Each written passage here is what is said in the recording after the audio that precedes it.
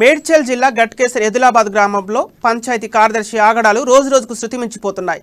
దీంతో బీజేపీ శ్రేణులు ఆందోళన చేపట్టారు. పంచాయతీ అధికారులు పేద ప్రజలపై ప్రతాపం చూపించే అధికారులు అక్రమ నిర్మాణాలపై చర్యలు ఎందుకు వెనుకడుగు వేస్తున్నారని బీజేపీ నేతలు పంచాయతీ అధికారులను ప్రశ్నించారు.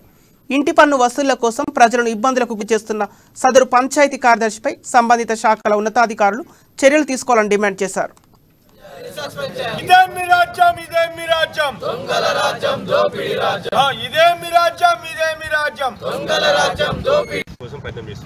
అదేదో వసూలు చేసేది ఏదో సెంట్రల్ గవర్నమెంట్ స్టేట్ గవర్నమెంట్ నుంచి ఏం ఫండ్ రావట్లేదు.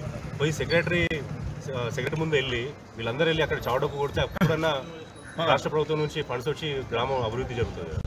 ఈ సాధారణ ప్రజలను పీడించే బదులు పోయి అధికారంలో ఉన్న టీఆర్ఎస్ పార్టీని అడిగి సెక్రటరీ గారి వైఖర్యం నశించాలి.